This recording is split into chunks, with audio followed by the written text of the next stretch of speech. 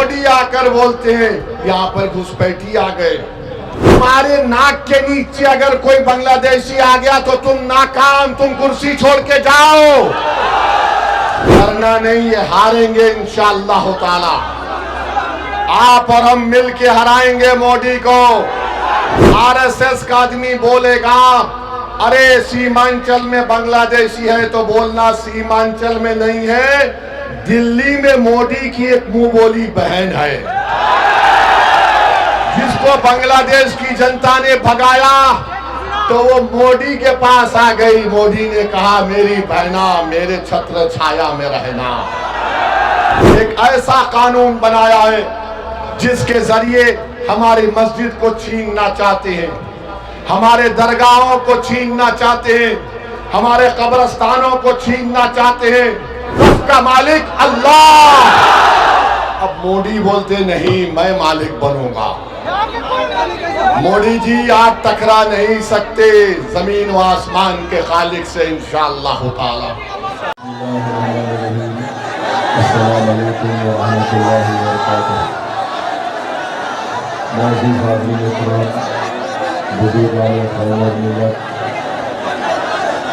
मेरी सरकार माओ बहनों, नौजवान साथियों, नसीम पर तशरीफ़ फरमा मोहतरम जनाब अख्तर ईमान साहब, सदर बिहार मजलिस इत्तेहादुल मुस्लिमीन व रुकन असम्बली, मेरे छोटे भाई जनाब आदिल हसन साहब, जनाब माहिर हुसैन साहब रुकन असम्बली हैदराबाद, मौलाना मिसबाही साहब जो संभल यूपी से तशरीफ लाए हैं, और जनाब वारिस पठान साहब, जनाब मुर्शिद साहब, गुलाम सरवर साहब और बलरामपुर के और बिहार के तमाम मेरे मजलिसी रुफ़क़ा, अज़ीज़ दोस्तों और बुज़ुर्गों, आप जानते हैं कि मजलिस इत्तेहादुल मुस्लिमीन बिहार की जानिब से न्याय यात्रा और एक इंसाफ के कारवान का आगाज़ किया गया पूरे सीमांचल में,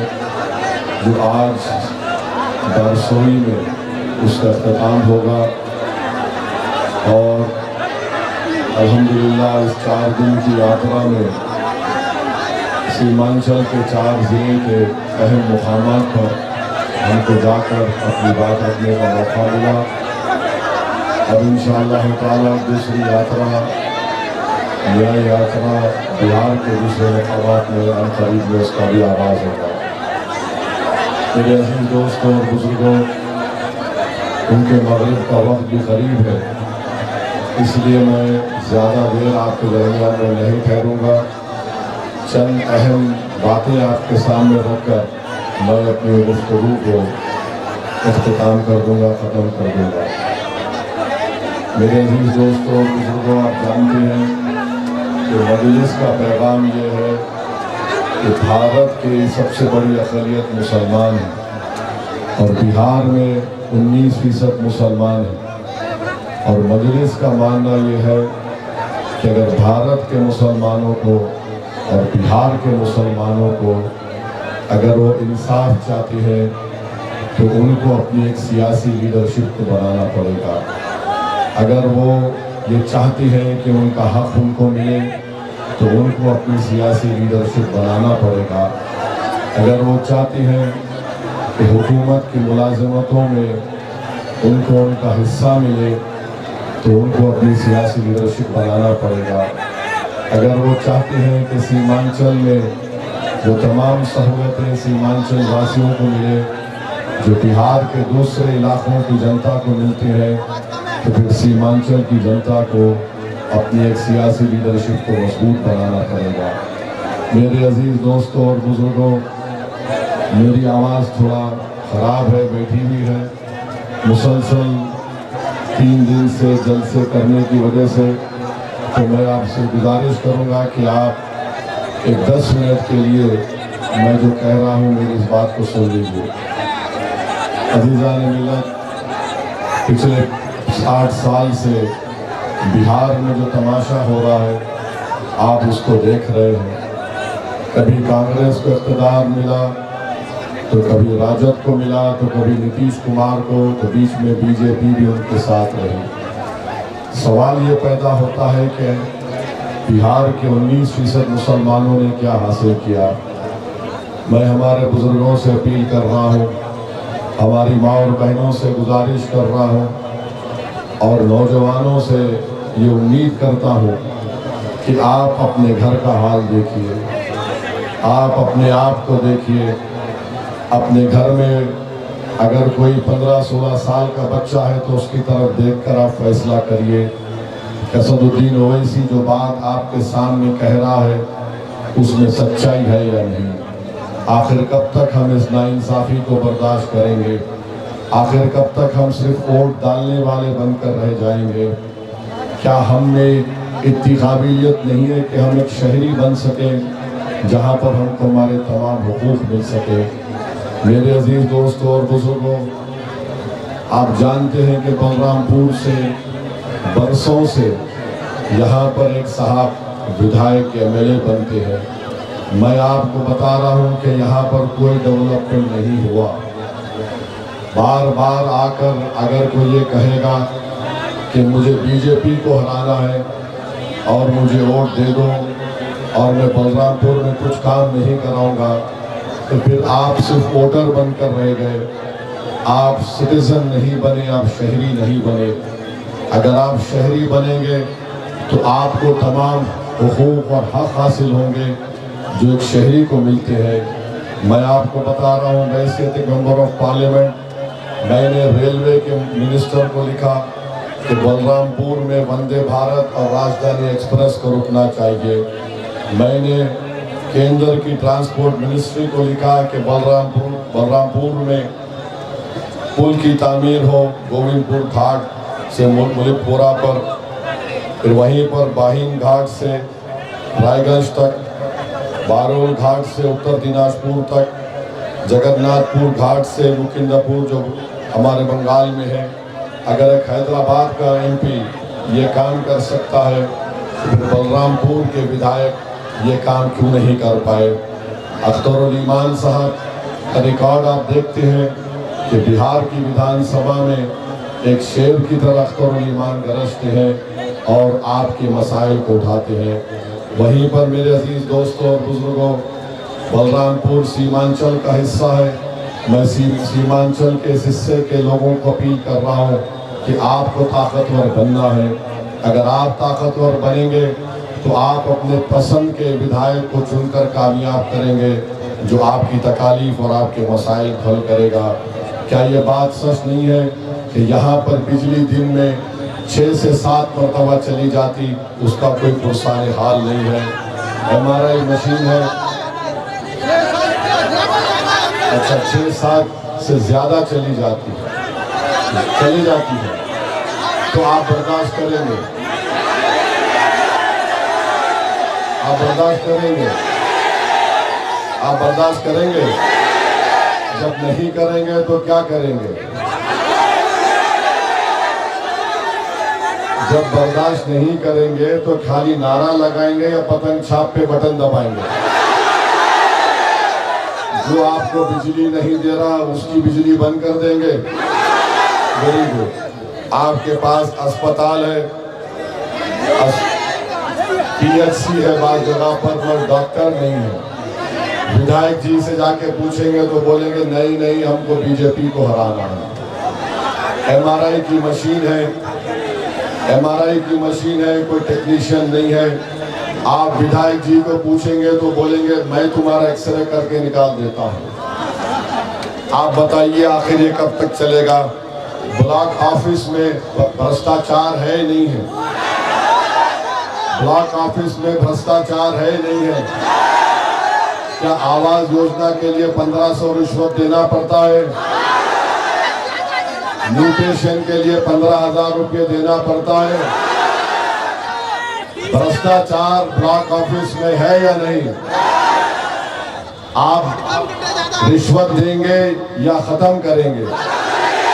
कैसे खत्म करेंगे? बटन छाप पर बटन लगाएंगे तो भ्रष्टाचार खत्म होगा।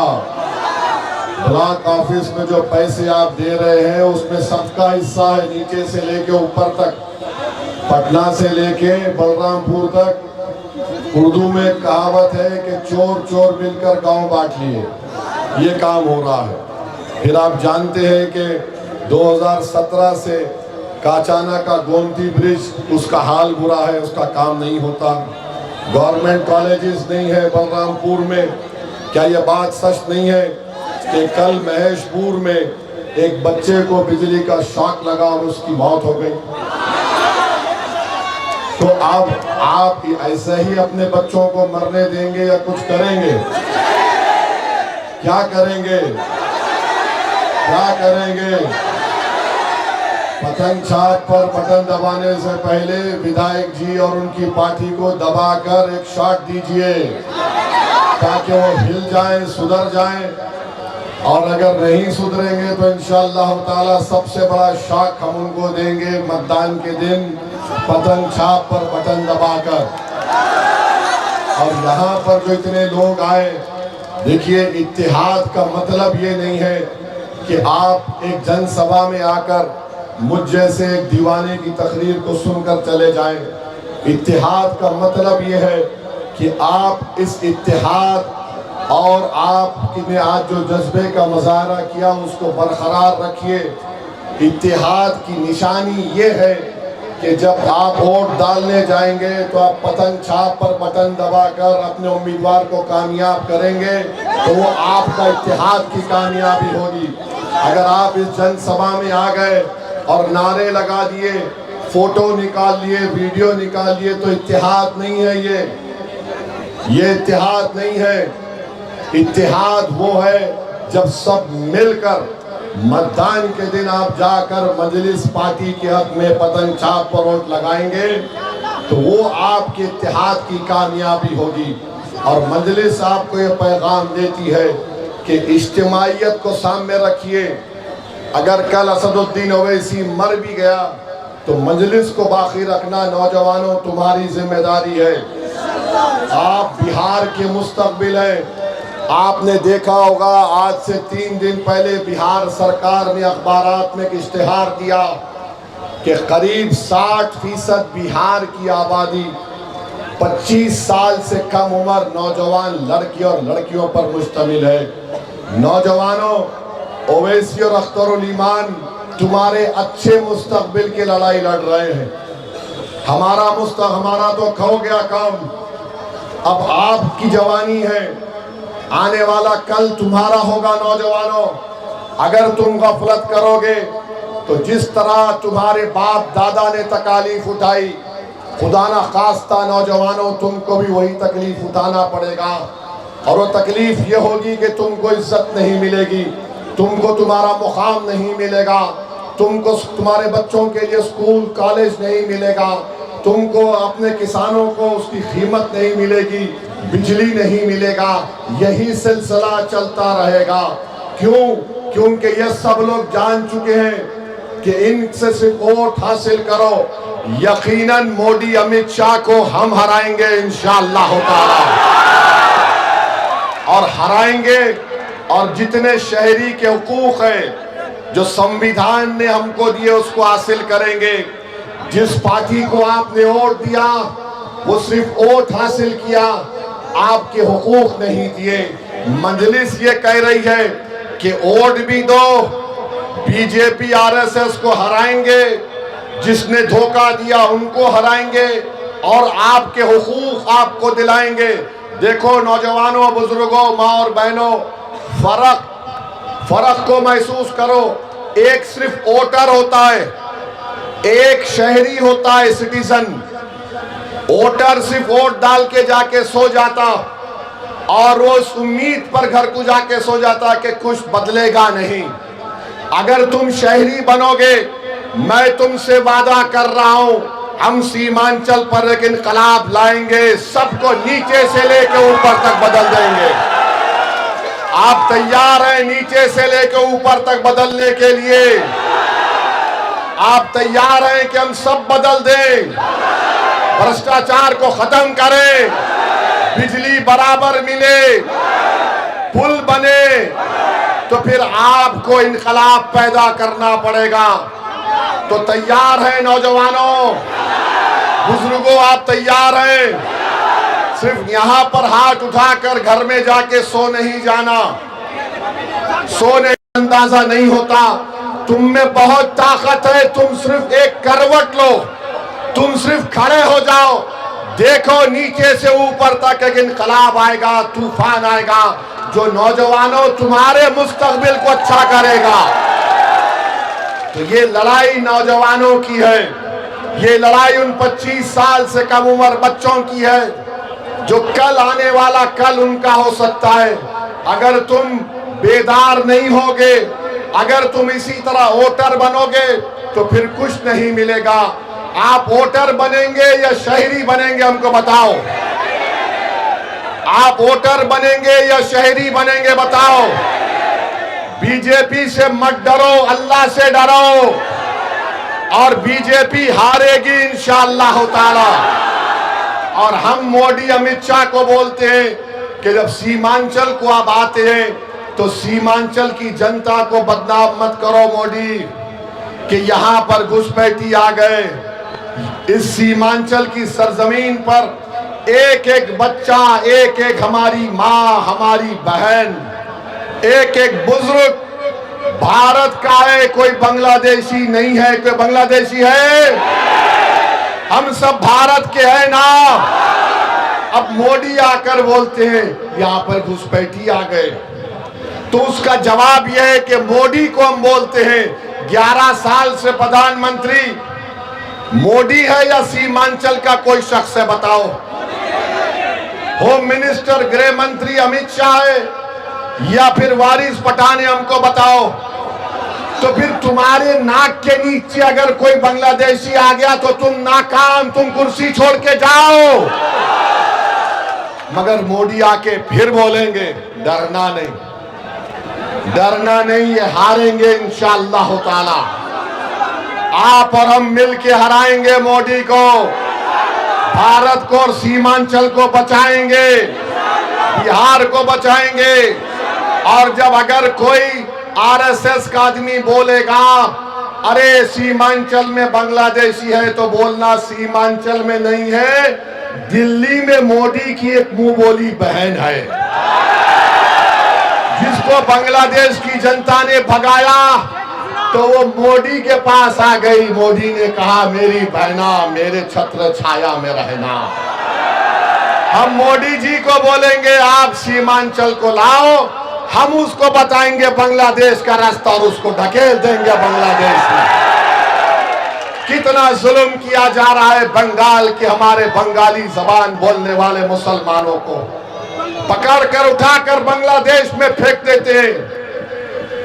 आज अखबार में रिपोर्ट पढ़ा कि कोलकाता हाई कोर्ट ने कहा कि 4 हफ्ते में वो जो 2 बंगाली मुसलमानों को मोदी की हुकूमत ने बांग्लादेश में ढकेल दिया, उनको वापस लाओ। उसमें हमारी एक बहन है, 8 महीने की प्रेग्नेंट है, हामिला है, उसको पकड़कर बांग्लादेश में फेंक दिए।